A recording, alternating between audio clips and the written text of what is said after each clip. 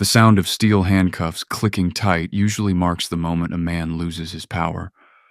But when Sergeant Vance Harlan slammed those cuffs onto Quentin Banks's wrists, he wasn't locking a criminal away. He was pulling the pin on a grenade he wouldn't see coming until it was too late. You think you know how this story goes? The profile, the arrest, the injustice. But you've never seen a payback like this. This isn't just about corruption. It is about the moment absolute arrogance met absolute power. Officer Vance Harlan thought he was teaching a thug a lesson in respect. He didn't realize he was beating the son of the man who signs his paychecks and the man who writes the warrants. This is the story of how the thin blue line shattered against a wall of iron justice.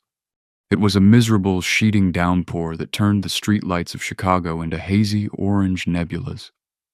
Quentin Banks was driving north on Lakeshore Drive. The heater in the 1968 Mercedes-Benz 280SL was set to low. The car was a silver ghost, a pristine classic with chrome that gleamed like liquid mercury. It didn't belong to Quentin. It was his father's pride and joy, a vehicle that spent most of the year under a custom tarp in a climate-controlled garage in Highland Park. But tonight was special.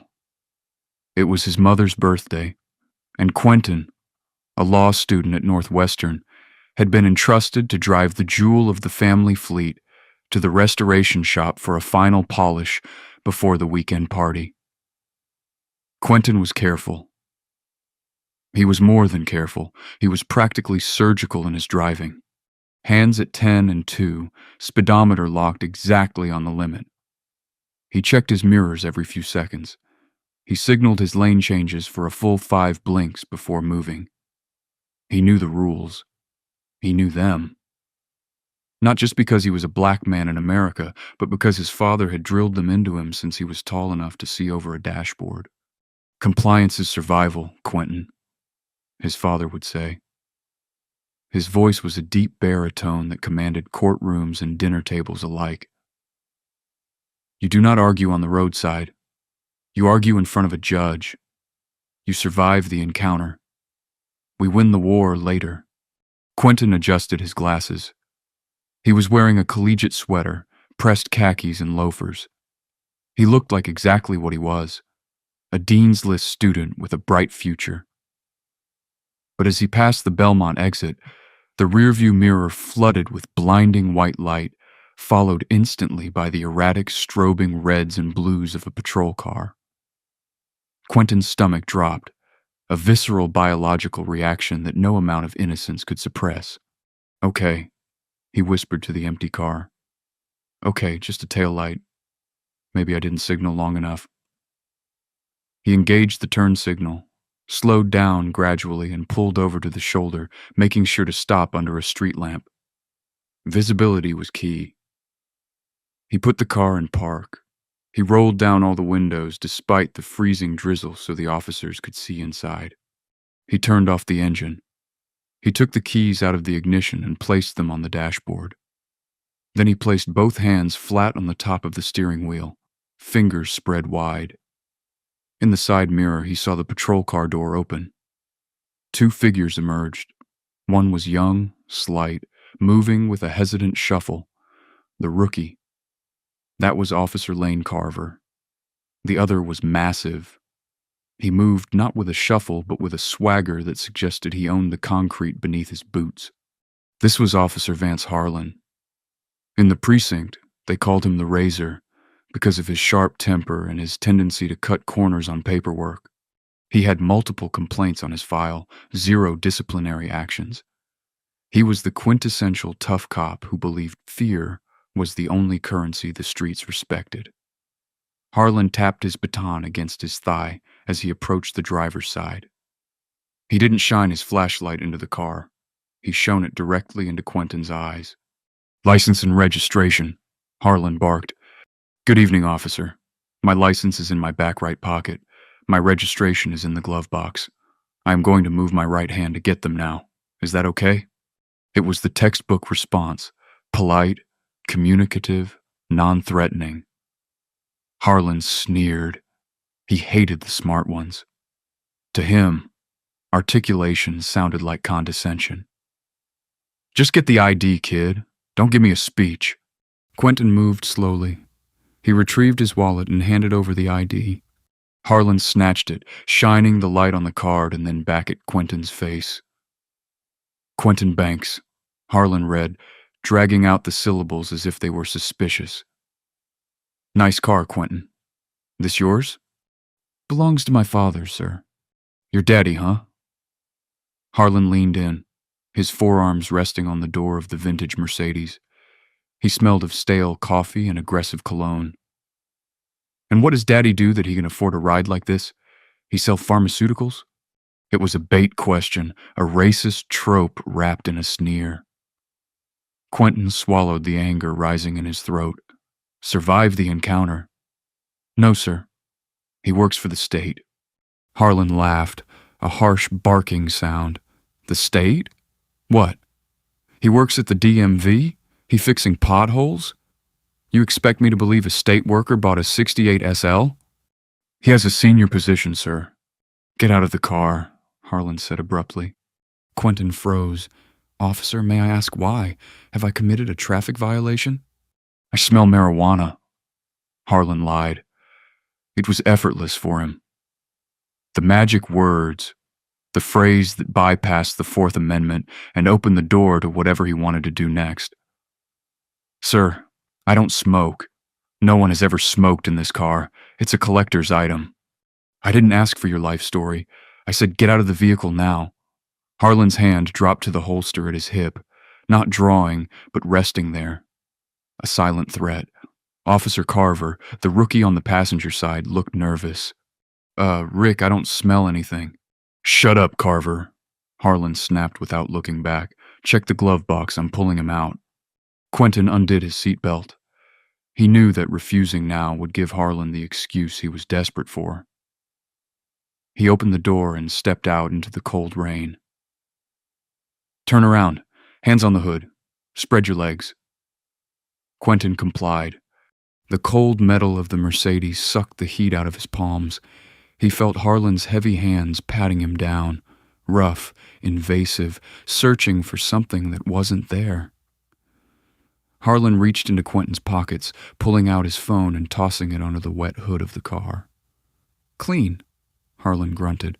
Now stay there. Officer, Quentin said, his voice trembling slightly. I really think there's been a mistake. I told you to shut your mouth. Harlan slammed Quentin's face down onto the hood of the car.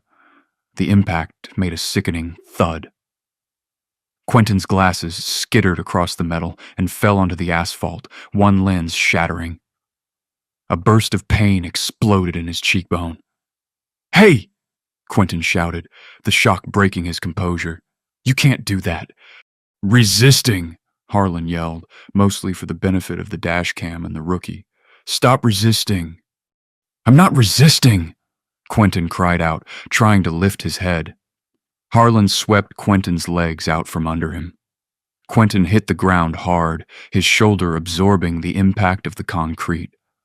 Before he could gasp for air, Harlan was on top of him, a knee driving into the small of his back, pinning him to the wet road. Rick, come on, he's not fighting, Carver yelled, running around the car. He lunged at me, Harlan lied, his adrenaline spiking. He grabbed Quentin's right arm and wrenched it behind his back with enough force to strain the rotator cuff. You're breaking my arm, Quentin screamed. Then stop moving. Harlan pulled a baton from his belt. He didn't need it. The suspect was subdued. But Harlan was angry. He was angry that this kid had a better car than him. He was angry that the kid spoke better English than him. He was angry at the world. And Quentin Banks was the closest punching bag. Thwack. The baton struck Quentin's ribs. A sharp crack echoed in the night. Quentin curled up, wheezing. The air knocked out of him. Thwack. A second hit, this time to the thigh. Rick, stop, that's enough. Carver grabbed his partner's shoulder, pulling him back. Harlan shoved the rookie away. Back off. I'm securing the suspect. He grabbed Quentin by the hair, lifting his face off the pavement. Quentin's lip was busted, blood mixing with the rainwater on his chin. "You think you're special, huh? You think your daddy can save you?" Harlan hissed into his ear. "You're just another street punk in a stolen car." "My father," Quentin gasped, spitting blood. "What?" Harlan laughed, leaning in close. "What's he going to do?" Quentin looked up, his eyes swimming with pain, but burning with a sudden, terrifying clarity. "My father is the Attorney General." Harlan froze. For a split second, silence reigned on the highway. Then Harlan laughed harder. He slammed Quentin's head back down. "Cuff him, Carver. Resisting arrest, assaulting an officer, and suspicion of grand theft auto. Let's see how much influence Daddy has from a holding cell." Carver hesitated, looking at the terrified, bleeding student, then at his senior officer. "What if he's telling the truth?" "Look at him, Carver," Harlan spat. Carver looked at Quentin. He saw a young black man in a hoodie. Quentin had put his hood up against the rain earlier. In Harlan's world, that was the only demographic that mattered. Carver clicked the cuffs onto Quentin's wrists. The ride to the 4th Precinct was a blur of pain for Quentin. He sat in the back of the cruiser, ribs throbbing in time with his heartbeat. He didn't speak. He didn't cry. He closed his eyes and focused on his breathing, cataloging his injuries like a lawyer building a case file. Cracked rib, bruised kidney, laceration on the cheek, possible torn ligament in the right shoulder. When they arrived at the station, Harlan dragged him out of the car, parading him through the booking area like a trophy deer. "What you got there, Razor?" asked the desk sergeant, a heavy-set man named Reynolds, who was eating a glazed donut. "Another rich kid thinking the rules don't apply," Harlan said, tossing Quentin's wallet onto the high desk. "Says his daddy is the Attorney General." Reynolds snorted, not even looking up from his paperwork. "Yeah, and the guy in cell 3 says he's Jesus Christ. Book him." They took Quentin's fingerprints. They took his mug shot, a photo that showed a swollen eye and a bloody lip. They took his shoelaces and his belt. Finally, they put him in a holding cell. It was a concrete box that smelled of bleach and despair. "Phone call," Quentin said. His voice was raspy but steady. Harlan stood on the other side of the bars, smirking. "System's down, kid. Maybe later." "I know my rights," Quentin said, walking up to the bars and staring Harlan in the eye. "I am entitled to one phone call. If you deny me that, you are adding a deprivation of civil rights charge to the assault and battery charges you've already accrued tonight." Harlan's smile faltered. The kid didn't sound like a street punk. He sounded educated, dangerous. Reynolds looked up from his desk. "Let him make the call, Rick. Don't give him ammo." Harlan rolled his eyes. He opened the cell and shoved a heavy corded phone at Quentin. "Make it quick. You got 2 minutes." Quentin picked up the receiver. His fingers, trembling from the adrenaline crash, dialed the number he knew by heart. It rang once, twice. "This is the confidential line of Marcus Banks," a deep voice answered. It wasn't a secretary, it was him. "Dad," Quentin said. The silence on the other end was instantaneous and terrifying. "Quentin, why are you calling this line? Where are you?" "I'm at the 4th Precinct," Quentin said, his voice finally cracking. I got pulled over in the Ghost." "Are you okay?" The voice on the line shifted from father to prosecutor in a nanosecond. Sharp, alert. "No," Quentin whispered, glancing at Harlan, who was leaning against the wall, picking his teeth. The officer beat me, Dad. He smashed my face into the hood. He hit me with a baton. I think my rib is broken." Harlan's head snapped up. "Who is the officer?" Marcus Banks asked. His voice was frighteningly calm. It was the calm of the ocean before a tsunami. "Officer Vance Harlan, badge number 492, Quentin recited. He said he didn't care who my father was." "Is he there? Is he listening?" "Yes, put him on the phone." Quentin lowered the phone and held it out to Harlan. "He wants to talk to you." Harlan laughed. "Who is it? Your lawyer?" "Just take the phone," Quentin said. Harlan snatched the receiver. "Yeah, this is Officer Harlan. Who is this?" "Officer Harlan." The voice on the other end boomed, so loud it was audible even without speakerphone. "This is Marcus Banks. I am the Attorney General of the state of Illinois. You are currently holding my son, Quentin Banks, without cause." Harlan's face went pale. The blood drained from his cheeks so fast it looked like he might faint. He looked at the phone, then at Quentin, then back at the phone. Harlan stammered. "Listen to me very carefully, officer," Marcus continued, his voice dropping an octave, radiating pure, unadulterated menace. "You are not to touch him again. You are not to question him. You are going to provide him with immediate medical attention. I am currently minutes away. If my son has so much as a new scratch on him when I walk through those doors, I will not just have your badge. I will have your pension, your freedom, and your future. Do you understand me?" Harlan couldn't speak. His mouth opened and closed like a fish out of water. "I said," Marcus roared, "do you understand me?" Yes, sir," Harlan squeaked. "Put him back on." Harlan handed the phone back to Quentin as if it were made of radioactive lava. He stepped back, his hands shaking, bumping into the cell door. "Dad, I'm coming, son," Marcus said, his voice softening. Quentin hung up the phone. He looked at Harlan. The arrogance was gone. The swagger had evaporated. In its place was the raw, naked fear of a man who realizes he has just made a mistake that cannot be undone. Harlan looked at the desk sergeant. Reynolds was staring at a computer screen, his face ashen. "Rick," Reynolds whispered. "I just ran the plates on the Mercedes again. It's registered to Marcus Banks, the AG. The silence in the precinct was deafening. Oh, God." Officer Carver whispered from the corner. "Oh, my God." Harlan looked at Quentin.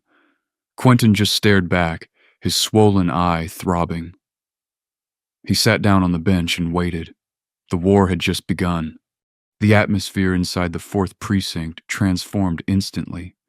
It went from the lazy, fluorescent-lit hum of a graveyard shift to the frantic, claustrophobic panic of a sinking submarine. Sergeant Reynolds, usually the picture of apathy, was furiously typing on his terminal, sweat beading on his forehead as he tried to correct the booking log, a felony in itself, though he was too panicked to care.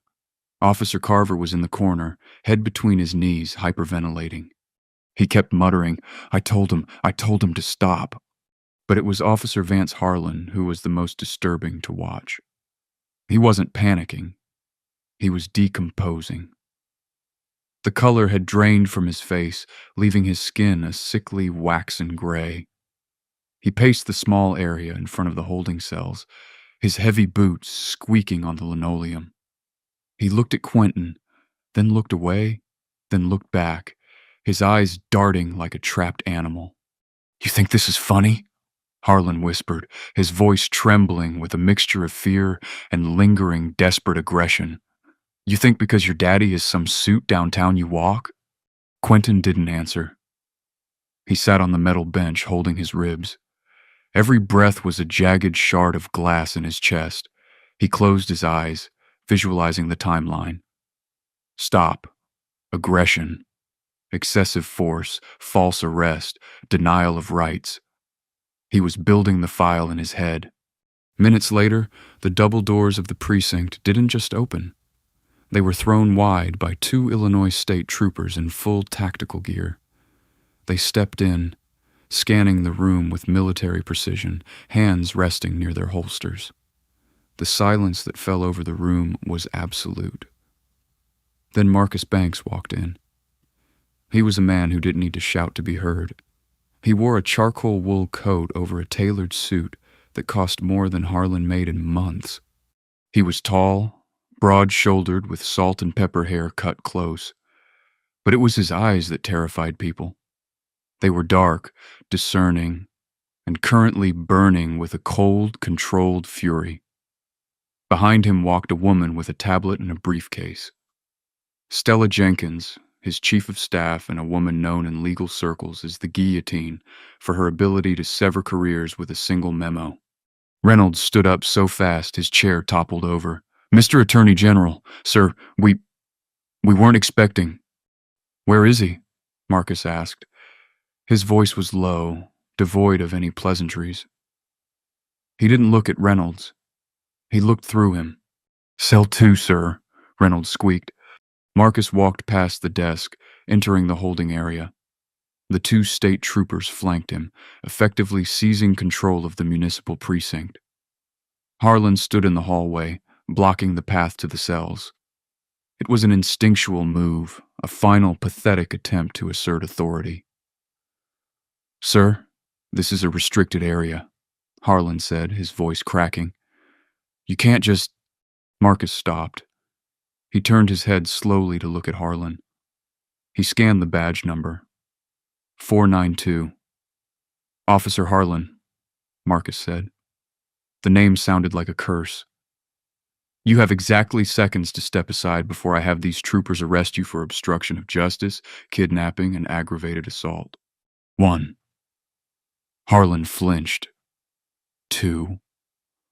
Harlan stepped back, slamming his back against the wall to make himself as small as possible. Marcus reached the cell. He looked through the bars. When he saw Quentin, the swollen eye, the blood on his chin, the way he was favoring his right side, Marcus's composure fractured for a split second.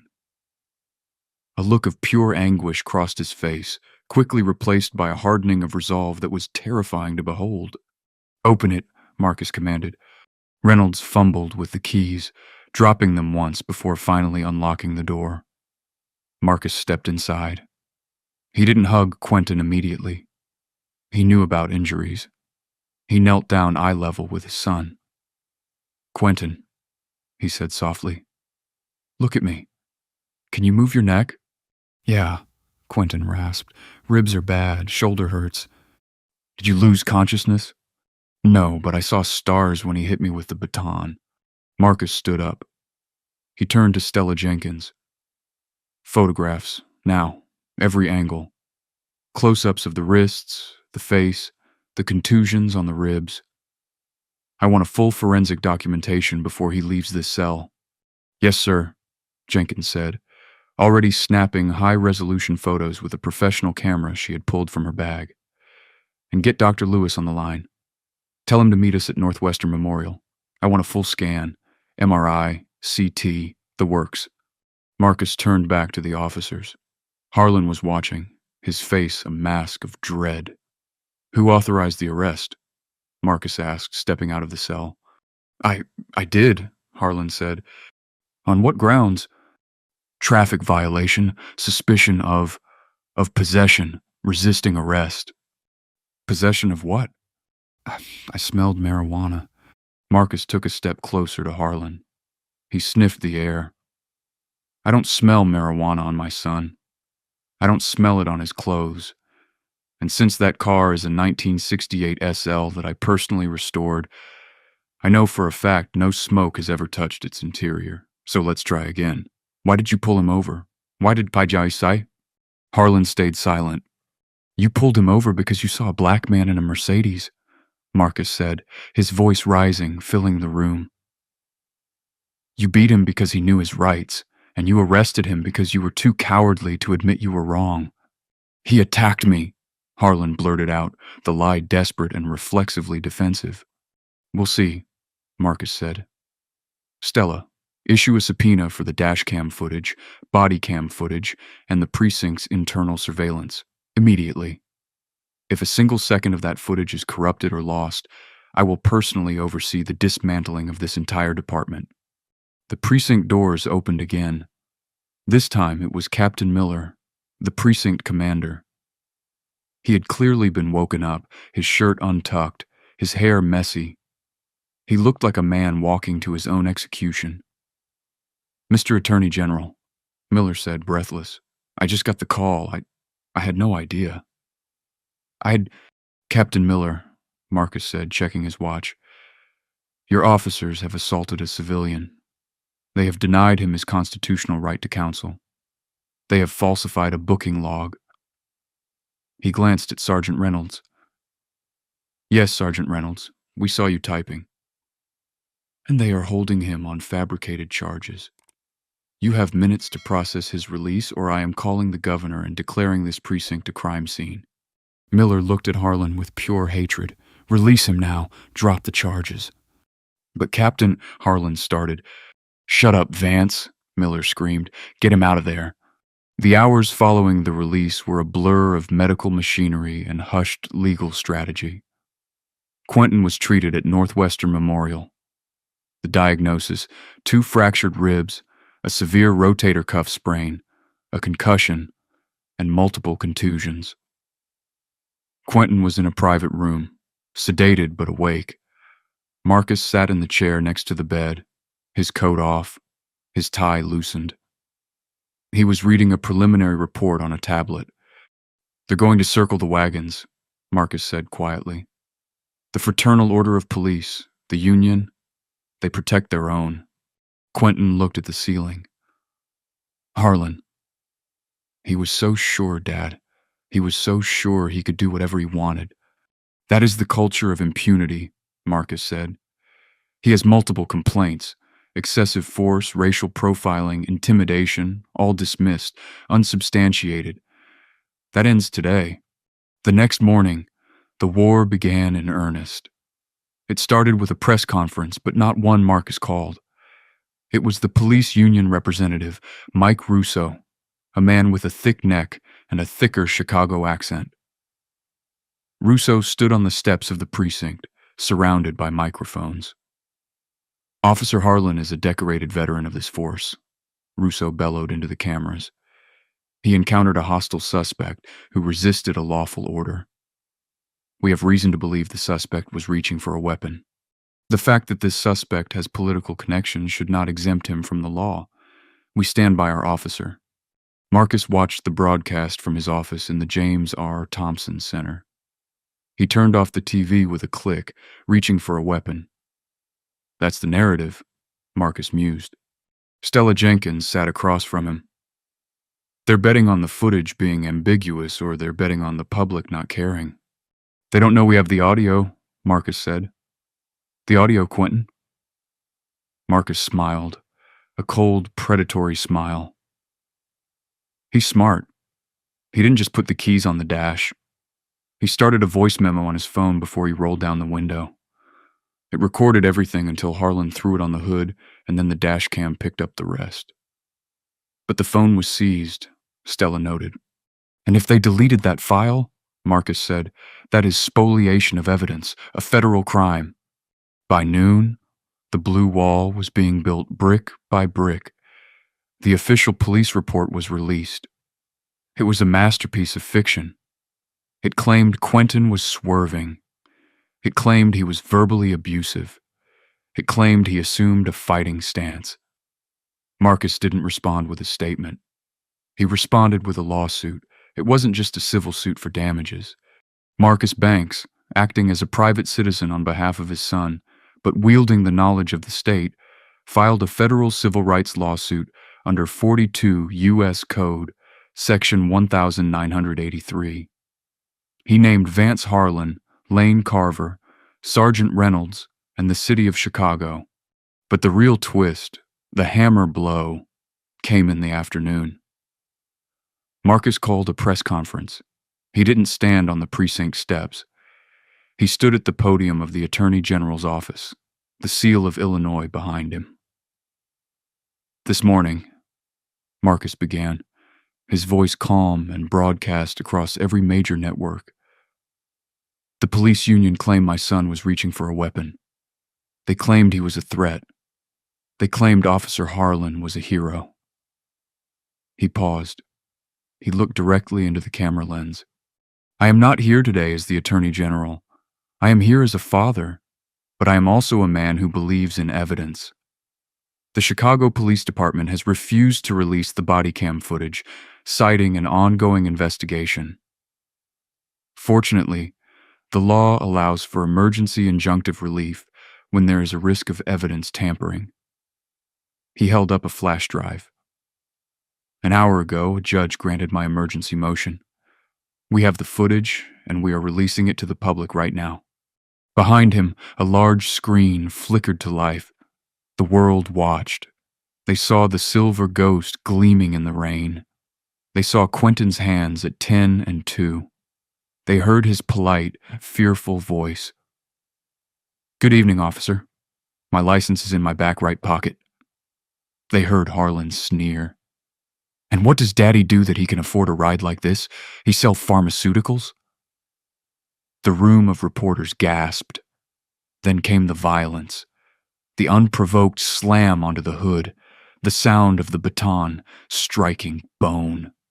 The image of Harlan's face twisted in hate, screaming at a boy who was lying on the ground crying for his father. And then the audio from the phone call. "My father is the Attorney General." And Harlan's laughter. "Yeah, right. And I'm the Queen of England." The video cut to black. Marcus looked back at the reporters. The room was silent. "Officer Harlan didn't just break my son's ribs," Marcus said. "He broke the public trust. And unlike the times before, this time the blue wall will not hold." The fallout was instantaneous. The internet exploded. The hashtag Justice for Quentin trended #1 globally within minutes. But it wasn't just outrage, it was verification.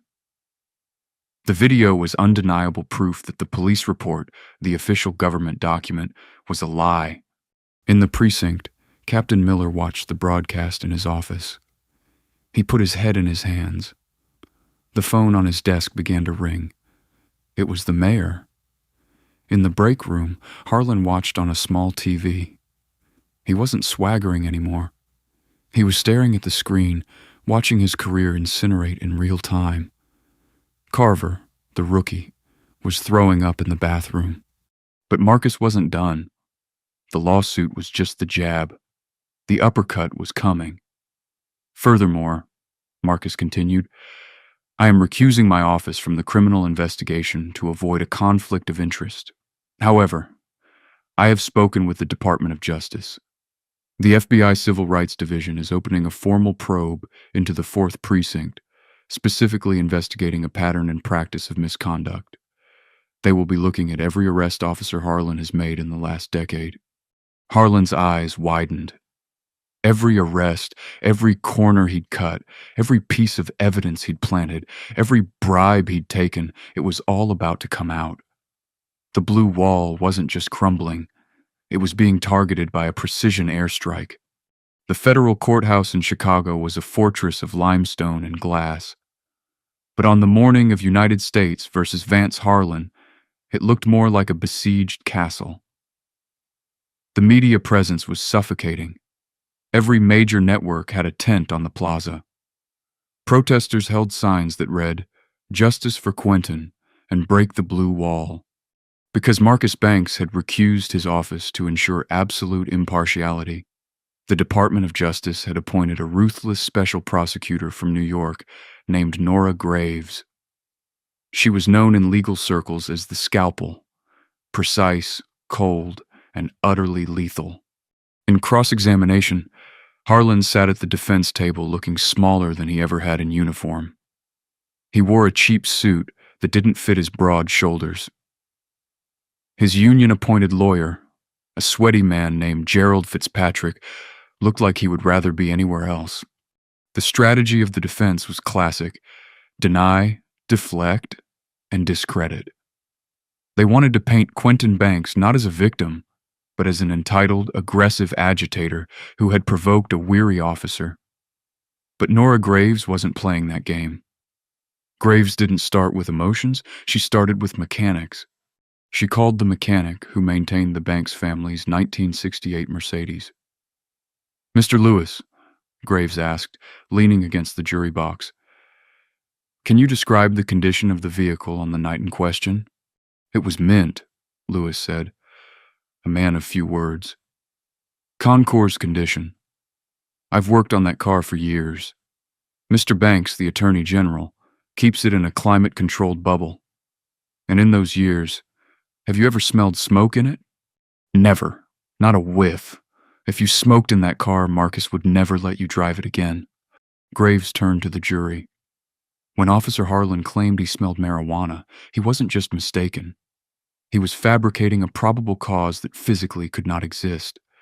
The turning point, the moment the air left the room, came on the third day.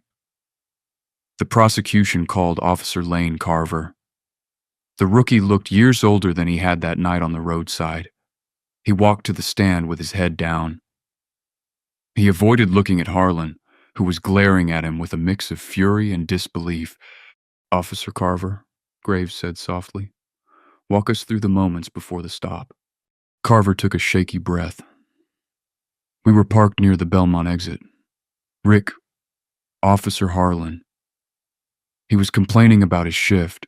He said he was bored. He said he wanted to shake something loose." "Shake something loose?" Graves repeated. "What did you understand that to mean?" "He wanted an arrest. He wanted action." "And then he saw the Mercedes?" "Yes, ma'am." "Did he mention a traffic violation?" "No." Carver's voice was a whisper. He said, "Look at that shiny toy. Let's see who's driving it." A murmur ran through the courtroom. This was premeditation. This was profiling. "And when you approached the car," Graves continued, "did you smell marijuana?" "No." "Did Officer Harlan mention marijuana to you before he approached the driver?" "No, he just said, 'Watch me work.'" "And when Quentin Banks was on the ground, screaming in pain, did you intervene?" Carver started to cry. "I tried.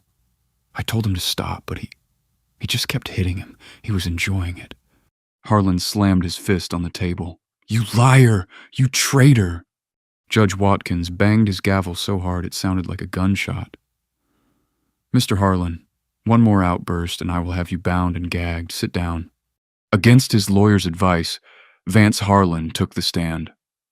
It was his last desperate gamble. He believed he could charm the jury, or at least intimidate them. He believed his tough cop persona would play well with the suburban jurors. He was wrong. Nora Graves approached him like a shark circling a swimmer. "Mr. Harlan," she began, holding up the transcript of the dashcam footage.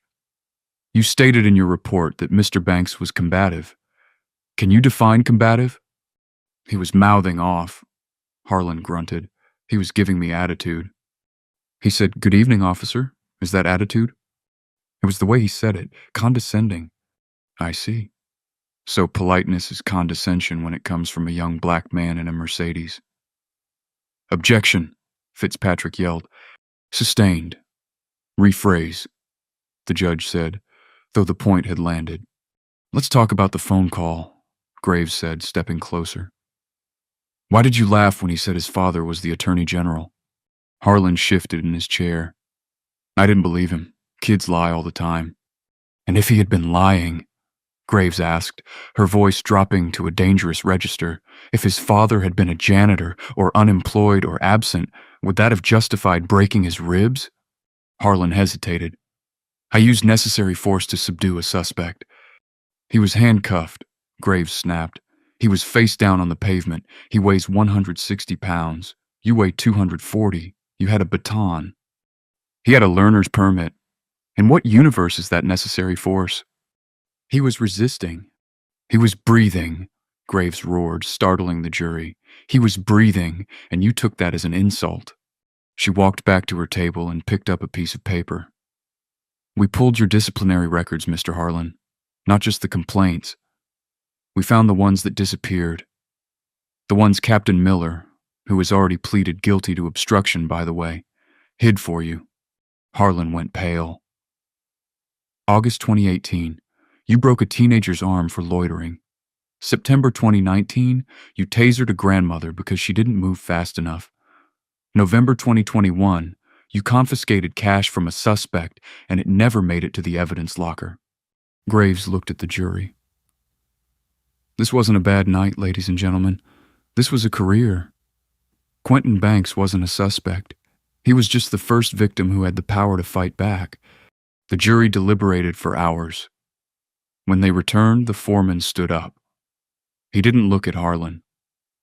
On the charge of deprivation of rights under color of law, we find the defendant guilty. On the charge of aggravated battery, we find the defendant guilty. On the charge of falsifying police records, we find the defendant guilty. Harlan didn't scream. He didn't fight. He slumped in his chair, a hollow man whose armor had finally rusted through.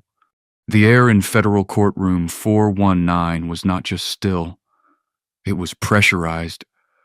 It felt as though the entire city of Chicago was holding its breath, waiting for the exhale that would either shatter the blue wall or reinforce it with another layer of concrete. For days, the jury had been sequestered. Days of legal purgatory for Vance Harlan, who sat at the defense table, his cheap suit now hanging loosely on a frame that had diminished with every hour of testimony.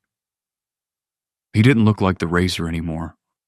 He looked like a man trying to solve a math problem that had no answer.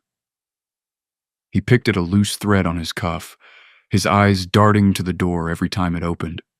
In the gallery, Marcus Banks sat like a statue carved from granite. He wore a navy suit, his tie perfectly knotted, his hands clasped on his lap. Beside him, Quentin sat with a posture that was improved. Though he still guarded his right side, he didn't look at Harlan. He looked at the empty jury box, visualizing the 12 people who held his dignity in their hands. "All rise," the bailiff bellowed, his voice echoing off the mahogany panels. Judge Watkins entered, his robes flowing like storm clouds. He took his seat, adjusted his glasses, and looked out over the court. There was no warmth in his gaze.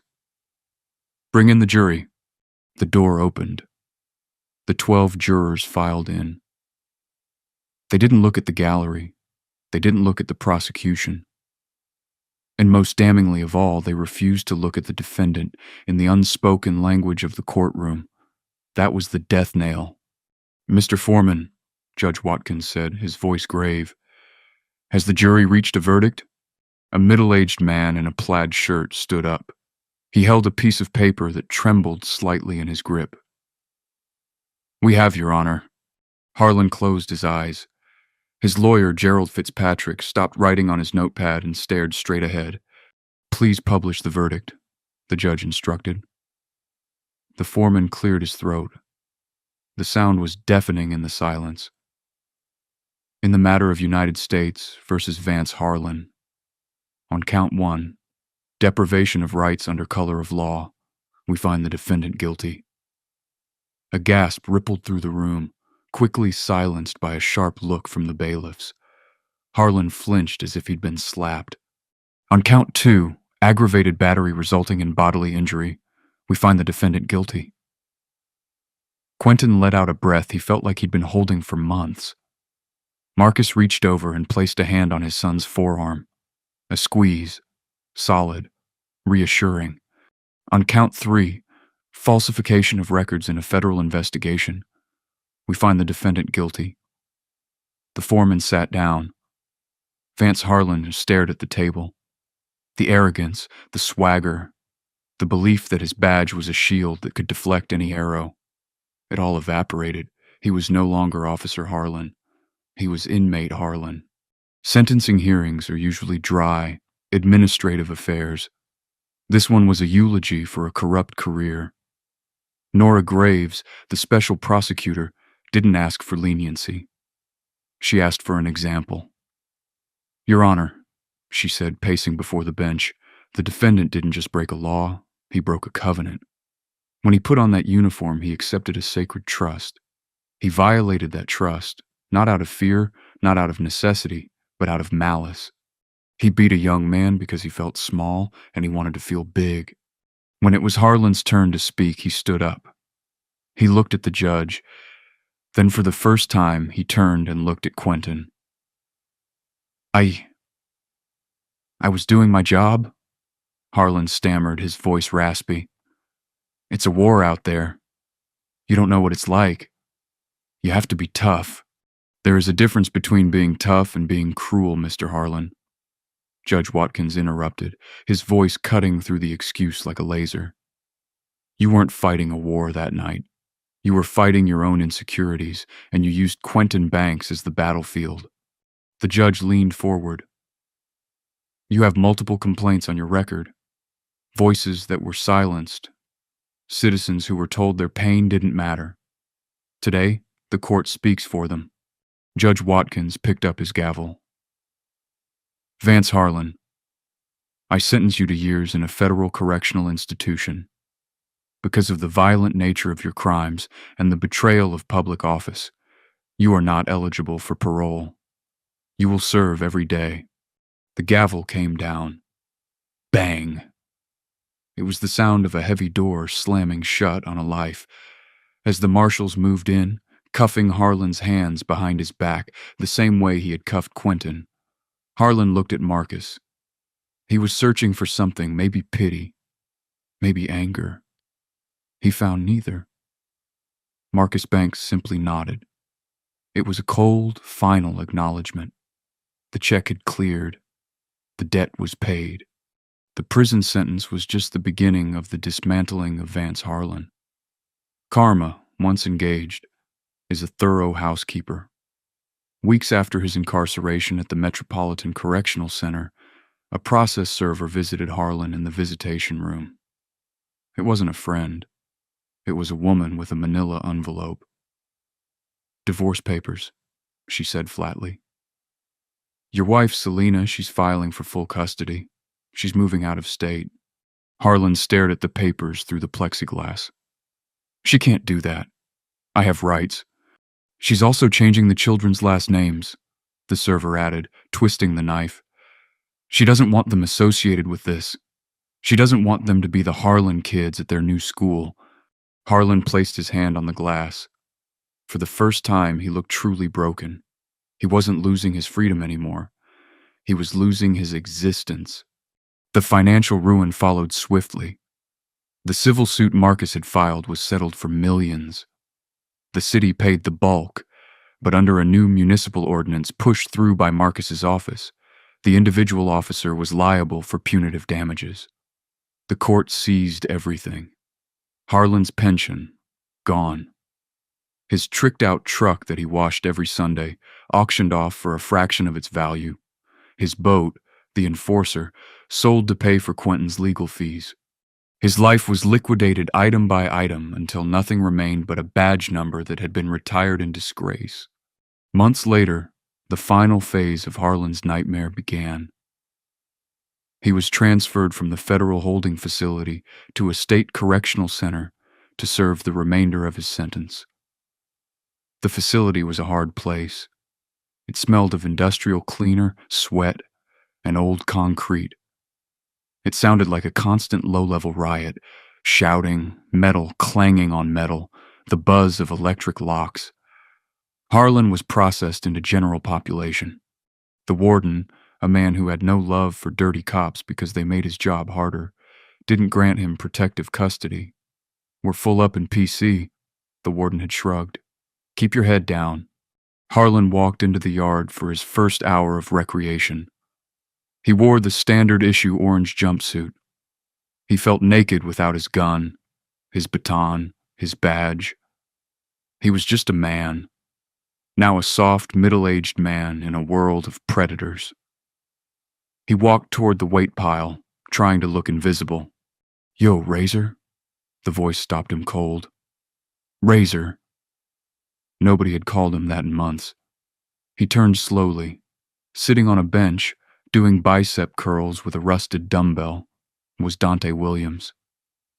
Harlan remembered Dante. Years ago, Harlan had planted a bag of cocaine in Dante's jacket during a stop and frisk. Dante had gotten years. Dante stood up. He was massive, built from years of prison workouts and prison food. He smiled, revealing a gold tooth. I heard you was coming, Dante said, his voice surprisingly gentle, which made it all the more terrifying. We got a whole welcoming committee for you, Razor. A lot of guys in here remember you. Harlan backed up, bumping into another inmate. He spun around. It was Marcus, a kid he'd beaten up in an alley years ago. Nowhere to run. "Officer," Marcus whispered. Harlan realized then that his sentence wasn't just years, it was life. He was trapped in a cage with the very demons he had created. While Harlan was meeting his fate, the world outside was changing. The Silver Ghost incident, as the media dubbed it, became a catalyst for sweeping reform in Illinois. Marcus Banks didn't rest on the victory. He used the momentum to push through the Accountability and Policing Act. It mandated body cams that could not be manually turned off. It stripped qualified immunity from officers found guilty of civil rights violations. It created an independent oversight board with subpoena power. The 4th Precinct was purged. Captain Miller was fired and was now working night security at a mall in the suburbs, a humiliating end for a man who used to run a district. Officer Carver, the rookie who had testified, was the only one spared from prosecution, but he left the force. He moved out of state, started a carpentry business, and tried to forget the sound of the baton hitting bone. But the most important healing was happening in a quiet garage in Highland Park. For months, Quentin Banks hadn't touched the Mercedes. He hadn't even gone into the garage. The car was a trigger. The smell of the leather, the gleam of the chrome had all brought back the panic, the feeling of his face being smashed into the hood. He was seeing a therapist, Dr. Lewis. They talked about PTSD. They talked about the feeling of helplessness. "You have to reclaim the space," Dr. Lewis had told him. "That car isn't Harlan's. It's yours. It's your father's. It's your history. Don't let him own it." It was a Tuesday night in late October, exactly 1 year since the incident. Marcus was in the kitchen reading a brief. He heard the garage door open. He stood up and walked to the door. Quentin was standing by the 1968 Mercedes-Benz 280 SL. He was running his hand along the fender right where the dent from his hip had been repaired. The car was flawless again. The Silver Ghost shimmered under the fluorescent lights. "You going somewhere?" Marcus asked softly. Quentin looked up. He was wearing his driving gloves. He looked older than his years. His eyes were serious, but the fear was gone. "Just for a drive," Quentin said. I need to take it out. Want company?" "No," Quentin smiled. "I need to do this alone." Marcus nodded. He tossed Quentin the keys. 10 and 2, son." 10 and 2, Dad." Quentin got in. He turned the key. The engine roared to life, a deep, throaty purr that sounded like power and freedom. He backed out of the driveway. He drove to Lakeshore Drive. The rain was falling again, turning the streetlights into hazy orange nebulas. Just like that night, Quentin's heart rate spiked as he merged onto the highway. He saw a patrol car parked on the shoulder ahead. His hands tightened on the wheel. His breath hitched. "Compliance is survival," his brain whispered. "No," Quentin thought. "Justice is survival." He drove past the patrol car. The officer inside didn't look up. Quentin kept his speed steady. He didn't shrink. He didn't hide. He drove the Silver Ghost through the rain, reclaiming the road mile by mile. He wasn't just a law student anymore. He was a survivor. He was a victor. And as he accelerated into the Chicago night, leaving the skyline behind him, Quentin Banks knew that while the scars on his ribs would always be there, the fear was in the rearview mirror, fading, shrinking until it was gone. This wasn't just a story about a bad cop. It was a story about the systems that protect them and what happens when those systems collide with someone who can fight back. Quentin Banks was lucky he had the Attorney General on speed dial. But for every Quentin, there are hundreds of others who make that call and get no answer. That is why we tell these stories. To remind us that power unchecked is tyranny, but truth when armed with courage is unstoppable. If this story kept you on the edge of your seat, smash that like button and share it with everyone you know. The algorithm hates these kinds of stories, so we need your help to spread the truth. And don't forget to subscribe and turn on notifications. Next week, we are diving into a case where a corrupt homeowners association tried to foreclose on a combat veteran's house and realized too late that he was a demolition expert. You do not want to miss the fireworks. Stay safe, know your rights, and never ever stop fighting. I'll see you in the next one. You in the